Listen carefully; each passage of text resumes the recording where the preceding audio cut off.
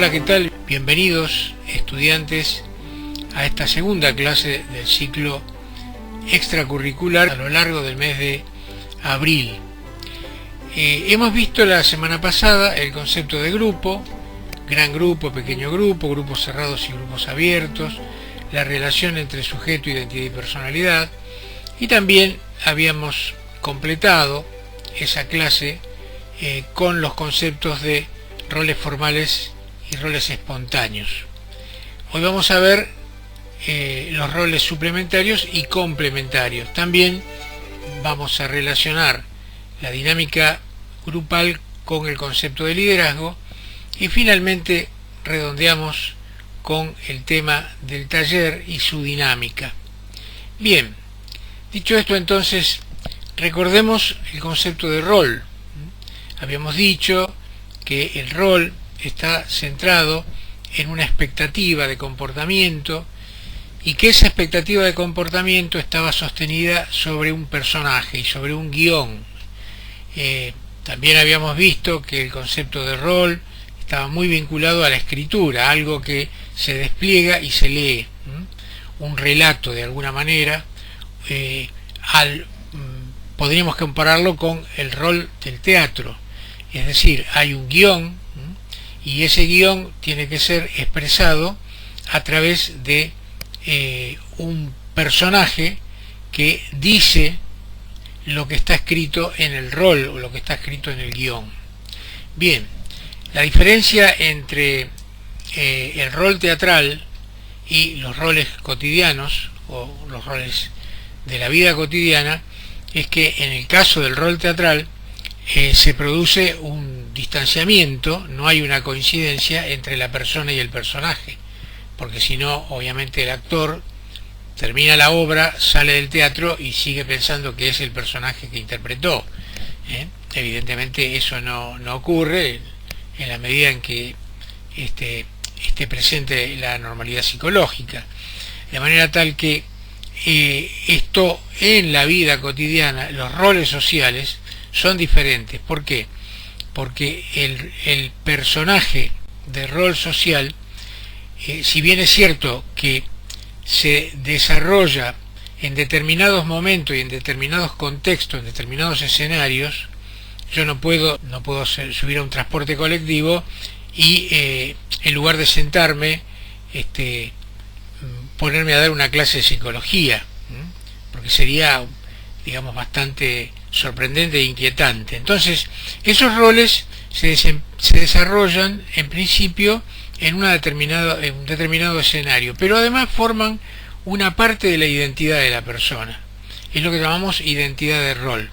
Fíjense que cuando le preguntamos a una persona qué hace laboralmente en su vida, difícilmente diga trabajo de médico, trabajo de carpintero, trabajo de comerciante. Dice, soy médico, soy psicólogo, soy trabajador social, soy carpintero, soy comerciante. Es decir, que el rol se articula con el ser, hay una parte importante de la identidad.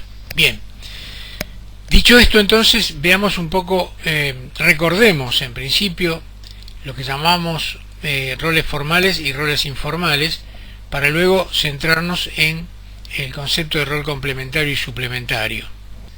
Decíamos que los roles formales e informales tenían que ver, los formales, con un consenso en cuanto a adjudicarle a una persona una determinada tarea, que puede ser permanente, semipermanente, transitoria, simplemente por ese momento, por ese día. Por ejemplo, en un grupo, para ser concretos, decimos fulano de tal, fulana de tal va a ser el coordinador durante esta reunión.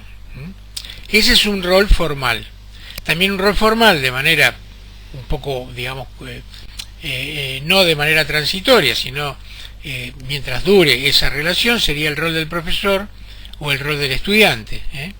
Es decir, evidentemente el profesor no va cambiando en ese mismo grupo cada vez que llega, dice, bueno, a ver, hoy quién quiere ser el profesor. Entonces ese es un rol formal permanente mientras dure la cursada, obviamente, en ese caso. los roles informales se relacionan con el estilo de personalidad de las personas. El estilo de personalidad, es decir, dentro del grupo, más allá de que, por ejemplo, alguien sea el coordinador de un grupo, porque en ese momento se le otorgó ese rol, hoy puede ser un coordinador muy expresivo, muy sociable, muy extrovertido, y de pronto podría ser otro coordinador mañana, porque cambió, que es mucho más introvertido, menos sociable, menos directo. Es decir, esos son roles, el que aporta preguntas, el que cuestiona, el que siempre hace una humorada, son roles informales. Los roles informales son muy importantes porque terminan de motorizar la dinámica del grupo. Bien, entonces, dicho esto, que ya lo habíamos visto la semana pasada, ahora vamos al tema de los roles suplementarios y los roles complementarios. El concepto de rol suplementario y complementario implica un concepto asociado, que es el concepto de rol y contrarrol. Y esto tiene mucho que ver con la dinámica de una entrevista en trabajo social, por ejemplo, en cualquier actividad, por supuesto, en actividad médica, psicológica, periodística, pero en este caso nos vamos a centrar en la entrevista en trabajo social. Ahora vamos a ver por qué entonces el concepto de complementario y suplementario se relaciona con el concepto de rol y contrarrol. A ver, en una relación de entrevista, en principio, imaginemos el entrevistador y el entrevistado en trabajo social. Ustedes van a hacer esa experiencia cuando tengan que hacer un informe para la cátedra y optar por una persona que ustedes elegirán y hacer una entrevista. Esa entrevista va a apuntar, ya se les va a explicar en su momento, a la situación del trabajo, en qué trabaja, qué hace, etcétera, etcétera. En realidad lo que estamos, en este caso nuestro, dentro del proceso de aprendizaje, lo que queremos indagar en esa entrevista es el estilo de personalidad, la dinámica misma, etcétera. Pero nosotros nos vamos a centrar en preguntarle a la persona entrevistada, bueno, de qué trabaja, cuándo empezó el trabajo, cómo es su vida cotidiana, etcétera, etcétera. No importa. Eso es un tema que ya se verá en su momento. Cada uno de los grupos hará un diseño de entrevista, los contenidos, etcétera, etcétera. Bien, en esa relación de entrevista hay dos roles, el rol del entrevistado y el rol del entrevistador. Cuando decimos rol del entrevistador, el entrevistador, en la acción misma de entrevistar, está generando un contrarrol, un rol complementario, que es el rol del entrevistado. Es decir, la relación de roles de complemento se da siempre porque un rol no puede existir sin el otro. Por ejemplo, el rol de padre no puede existir sin el rol de hijo. Es decir, si no hay un hijo, no hay un padre, ¿sí? El rol de profesor aparece y se sostiene o se fundamenta en la medida en que hay un estudiante. El rol de educador implica el educando, porque si no, ¿a quién educa? Entonces, estos son roles, por un lado rol y por otro lado contrarrol, o rol complementario. Cuando decimos contrarrol, quiere decir justamente cómo una cosa encaja con la otra. Si yo no tengo un estudiante que me escuche, no puedo considerarme profesor y no puedo profesar y dar una determinada clase, porque ¿a quién se la doy la clase si no hay nadie que la está escuchando? Esto ocurre entonces dentro de la relación de entrevista, ¿sí? Ahora, el entrevistador y el entrevistado tienen a su vez como personas personalidades. Esas personalidades son espontáneas.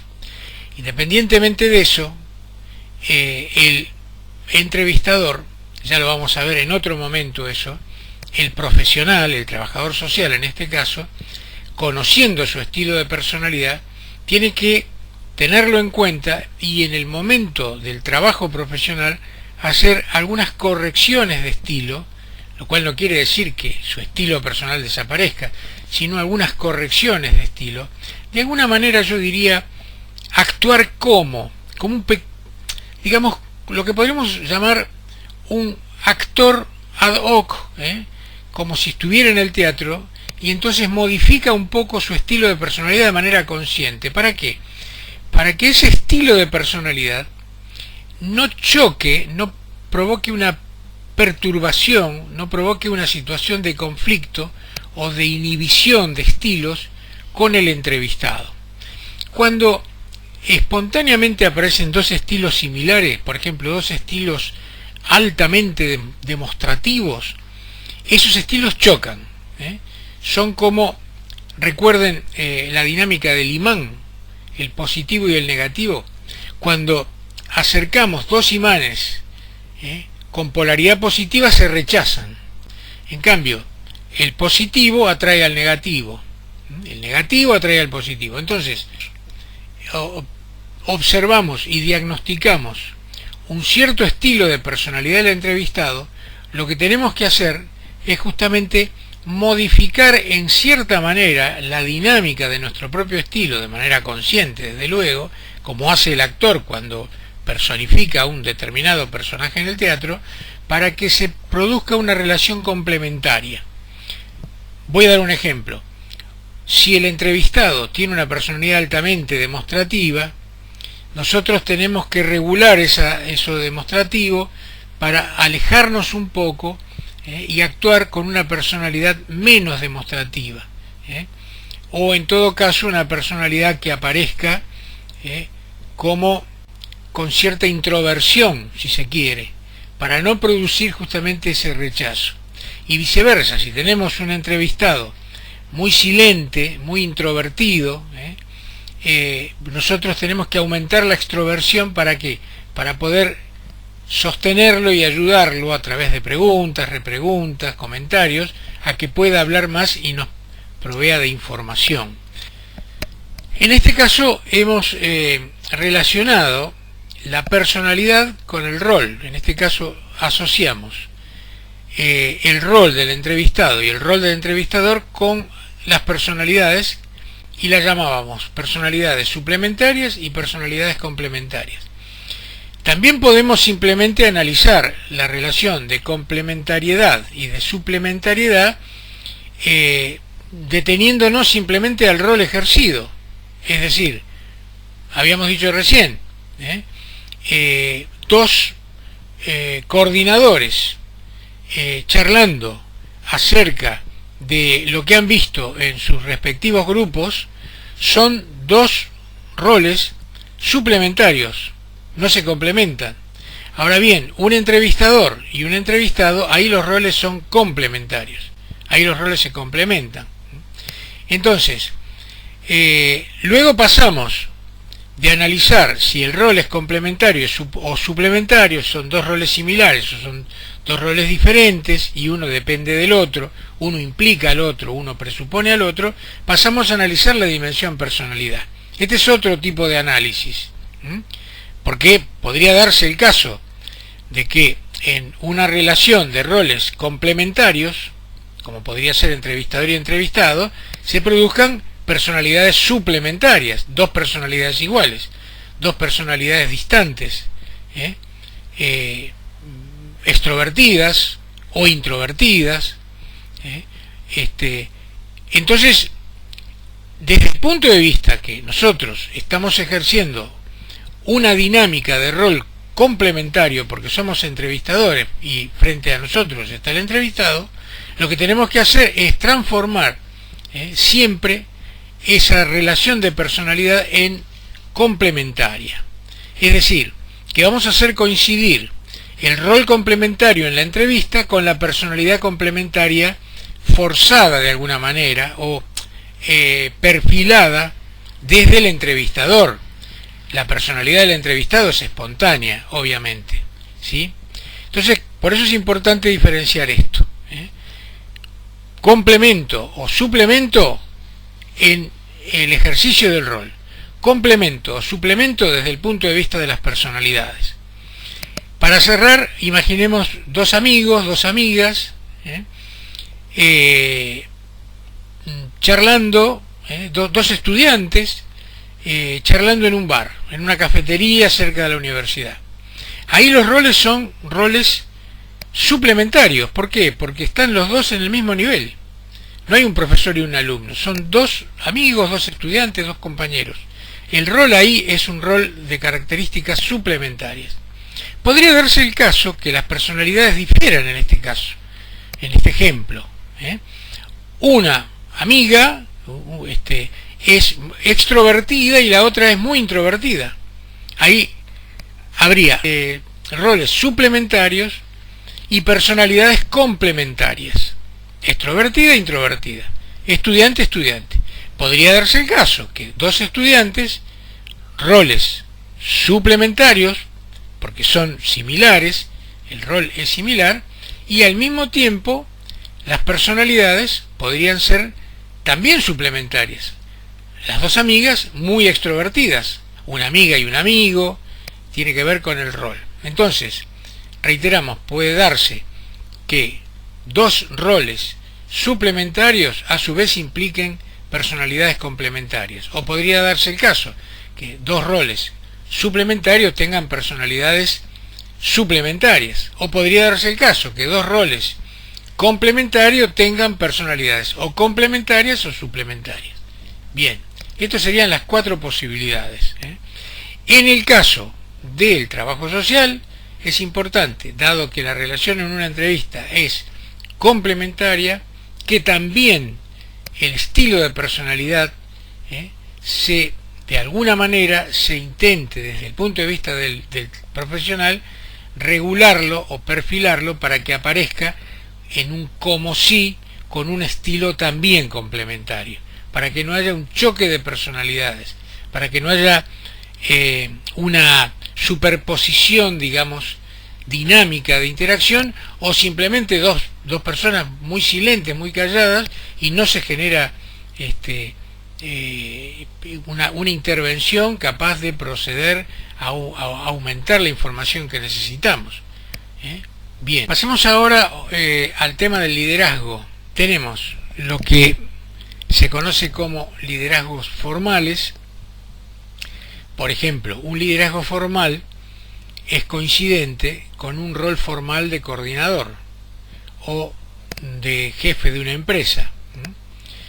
El gerente de una empresa, el director de una institución, tiene un rol formal. Ese rol no es que la persona que entra en ese momento le atribuye el rol. Ese rol es un rol que se relaciona con lo que se llama el organigrama de la organización.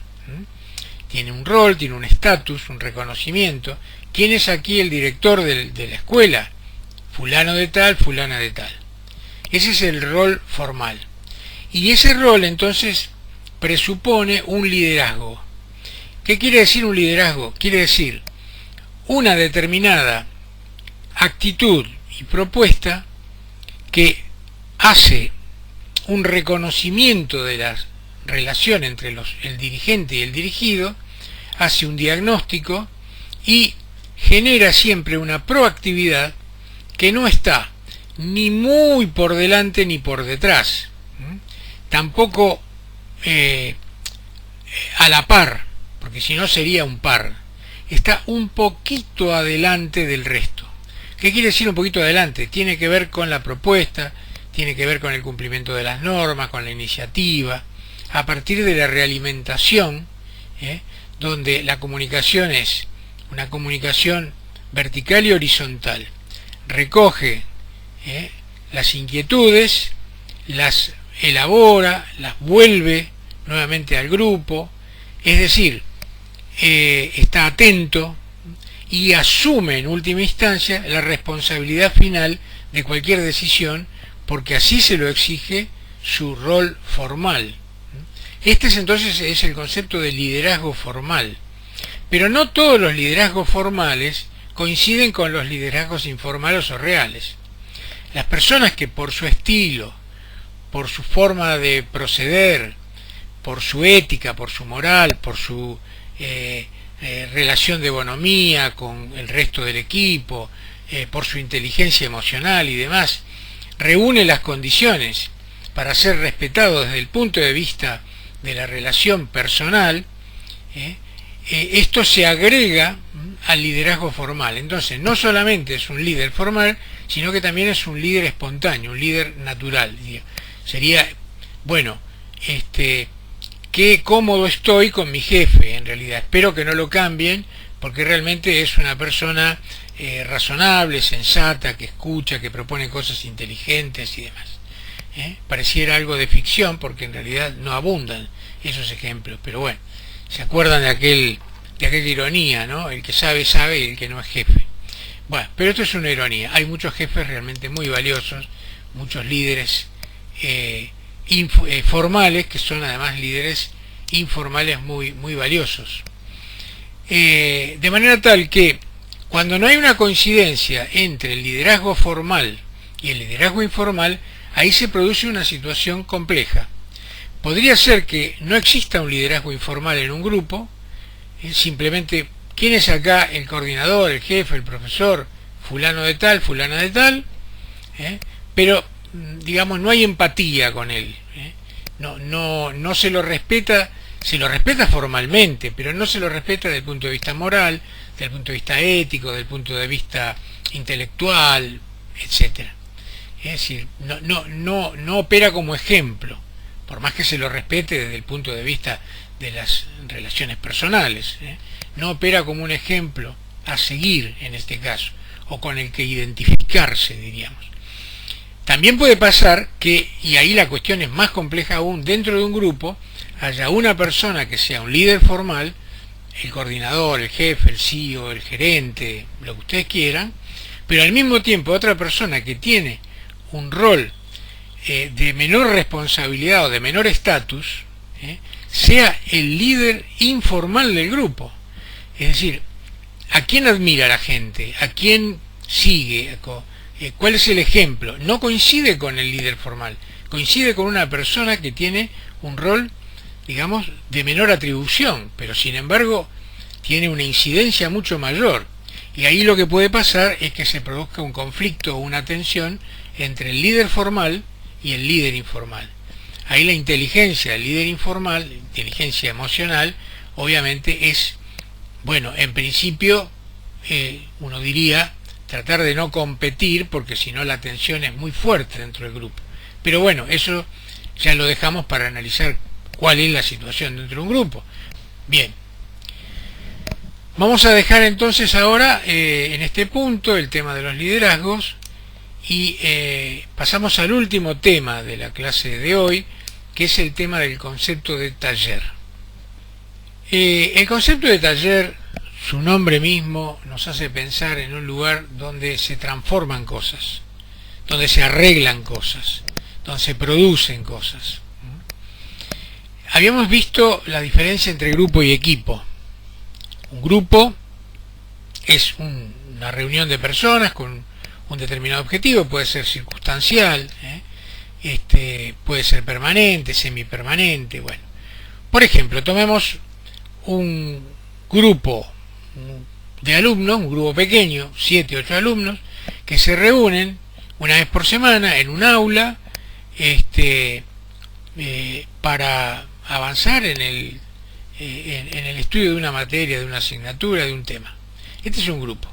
Habíamos dicho que el concepto de equipo implicaba otra cosa, implicaba una distribución de roles, los roles se transforman en complementarios, pero al mismo tiempo tienen un nivel de suplementariedad. ¿Qué quiere decir esto?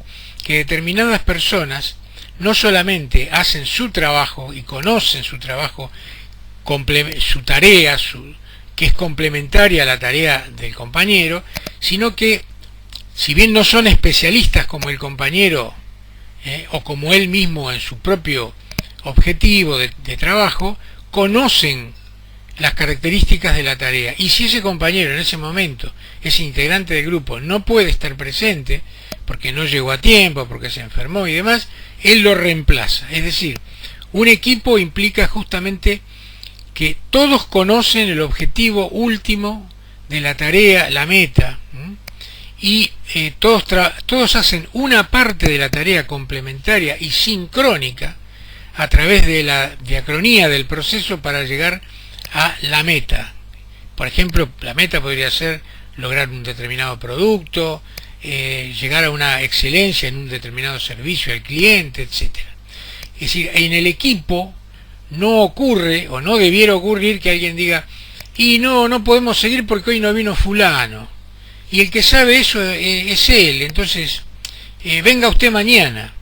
No, porque el equipo funciona siempre. Si fulano no pudo venir, yo lo reemplazo, porque yo sé la tarea de fulano, quizá él la hace obviamente con un saber cómo, un know-how, digamos, mucho más de mayor expertise, pero yo lo reemplazo al momento en que él no está. Ese es el equipo. Bien, el equipo tiene un coordinador que puede ser permanente, por lo general puede ser rotativo, etcétera. Ahora bien, finalmente, un taller es algo distinto. Un taller es un grupo contingente, o sea, circunstancial, que se reúne para discutir un tema. El taller tiene ciertos vías de acción, digamos, ciertos puntos de acuerdo de cómo funcionar. Tiene un punto de inicio, que es la temática del taller, pero el contenido, pero no sabemos cuál va a ser el punto de llegada, porque se va a elaborar en conjunto. Por ejemplo, un taller podría ser un taller de ideas, de lo que se llama un torbellino de ideas. Por ejemplo, un grupo llamado terapéutico es un taller donde las personas, a partir de la propuesta de uno, de otro, simplemente dicen sus problemas, se van interactuando, otro es un complemento, el terapeuta interpreta a uno, a otro, ve la interacción entre un paciente y otro y demás. En un taller de aprendizaje pasa algo parecido, pero con una diferencia. ¿Cuál es la diferencia? Que el objetivo es discutir un tema determinado, un tema de aprendizaje. Entonces, el coordinador plantea, hoy vamos a discutir, es lo que conocemos como un taller de estudio, que es distinto a un grupo de estudio que esté pautado exclusivamente de, bueno, a ver, vamos a leer tal texto y yo les voy a explicar qué quiere decir ese texto y ustedes me hacen preguntas si no entienden algo del texto. Este es un grupo de estudio cerrado. Un taller es un grupo de estudio pero abierto, en este caso porque es un taller de aprendizaje, abierto, es decir, yo propongo un tema y simplemente, bueno, ¿qué piensan ustedes de tal tema? ¿O cuál sería la propuesta para resolver tal tema? Esto puede relacionarse con lo que hoy se conoce como aprendizaje basado en problemas, donde uno opina tal cosa, otro opina tal otra, otro dice, es interesante lo que acaba de decir María, pero yo creo que yo no estoy de acuerdo en este punto porque creo que ya lo hemos intentado, y otro interviene y dice, bueno, pero Oscar en el aporte que hace no toma en cuenta que María dijo tal cosa. Es decir, se genera una discusión constructiva, un diálogo constructivo. El taller no debe implicar partir necesariamente de antagonismos. Podría darse el caso que entre dos integrantes del taller haya una posición antagónica. Entonces el objetivo del resto y del taller es resolver esa situación antagónica, si es posible, a partir de analizar los elementos que están en juego dentro de ese antagonismo.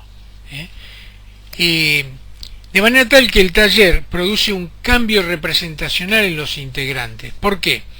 Porque cada uno llega al taller con una representación del tema, con una determinada ideología sobre determinados temas, con una determinada cantidad de información. En el intercambio se van a ver los prejuicios, los conocimientos, la mayor o menor ignorancia sobre el tema y demás. Entonces, la persona que tenía menos información le dice, sí, yo no estoy de acuerdo porque esto produce tal cosa. Y otro dice, no, pero ¿por qué decís que produce tal cosa? Y porque yo escuché que habían dicho que... No, pero fíjate, el último informe aclara que esto no es así. A ver, permítemelo.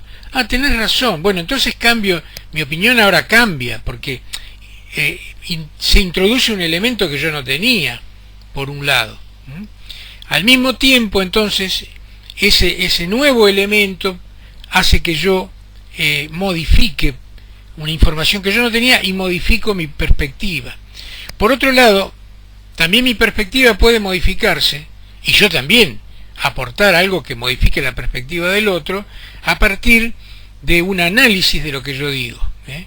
Es decir, yo puedo aseverar algo y la otra persona me dice, vamos a analizar lo que decís. Me parece que hay una contradicción. ¿Por qué? Yo lo escucho y digo, sabés que tenés razón, no lo había pensado de esa manera. Voy incorporando otras perspectivas y entre todos llegamos a conclusiones consensuadas. Puede ser que en determinado punto haya, como a veces ocurre, opiniones de mayoría y una opinión de minoría, pero en general el objetivo del taller es trabajar en conjunto una problemática y llegar a un consenso mínimo para poder arribar al objetivo, que podría ser un determinado diagnóstico o simplemente, si no hay un objetivo más allá del aprendizaje, que cada uno salga del taller diciendo, hoy aprendí cosas nuevas, o no cambié una perspectiva muy fuerte que tenía sobre este tema académico, pero me hizo pensar algunas cosas que antes no había pensado. Me voy pensando cosas nuevas, porque lo peor que puede pasar en cualquier persona, y por supuesto en el proceso de aprendizaje, es abrazarse a un dogma cerrado, donde uno diga, a partir de acá, nada nuevo va a entrar en mi cabeza. Eso sería terrible. Es decir, lo que llamamos mente abierta. Yo creo esto, pero tengo la mente abierta y escucho nuevas cosas y las pongo en contacto con mis conocimientos y las voy haciendo hablar entre ellas y digo, claro, por ahí no es tan así. Esto se llama, de alguna manera el taller es un moderador de prejuicios, es un desafío a los prejuicios. El prejuicio es yo creo que, y después veo y digo, pero claro, en realidad no era como yo pensaba. Me parece que tendría que haber tenido más información. Bien, este es el objetivo entonces del taller y el proceso, como decíamos, el proceso del taller. En el taller se van dando todas las personalidades, cuanto más heterogéneos sean los integrantes mejor, espontáneamente, no es que yo elijo para hacer un taller, primero hago un test de personalidad, no, pero ahí van a surgir personajes extrovertidos, menos extrovertidos, personajes más manipuladores, personajes más dogmáticos, menos dogmáticos. Entonces, la enorme cantidad de pluralidad de pensamiento, de ideas, de personalidades, enriquece enormemente el trabajo del grupo, que es lo fundamental. La especularidad, la homogeneidad absoluta, los grupos cerrados son enormemente empobrecedores, porque dogmatizan la cabeza de la gente que integra ese grupo y no ven más que su propio discurso interno. Entonces eso es importante. Si el grupo, además de ser un grupo taller, es un grupo abierto, mejor aún, porque es un grupo que se va a enriquecer tanto, digamos, de la dinámica interna como de la posibilidad de nuevos integrantes y la dinámica exterior. Bien, hay muchísimo más, pero no quiero alargar este segundo encuentro, para no aburrirlos, así que ya saben, todos estos temas ahora lo vamos a retomar en parte en la última clase de estas 3 extracurriculares, pero después las vamos a retomar a lo largo de toda la cursada, ya poniendo en contacto estos conceptos generales de aprendizaje con los conceptos específicos de la asignatura. Entonces, cuando hablemos de personalidad y demás, en algún momento va a surgir esta personalidad dentro de un grupo cerrado, más o menos dogmático, y ustedes dirán, sí, me recuerdo cuando Alberto hablaba de los grupos cerrados, de los liderazgos formales, informales, bla, bla, bla. Bien, les agradezco nuevamente si han llegado hasta acá, que han tenido un enorme aguante, espero que no se hayan aburrido, me han soportado hasta acá, y nos reencontramos la semana que viene entonces para ver los últimos 4 temas, que son lo que llamamos input y output del ciclo de información. Vamos a meternos en grupo y equipo con más ejemplos, Vamos a hablar de la mente grupal, algunas experiencias históricas muy interesantes. Y luego vamos a hablar del grupo inercial o de supuesto básico y el grupo productivo, o llamado grupo de trabajo. Bien, muchas gracias y será hasta el próximo encuentro.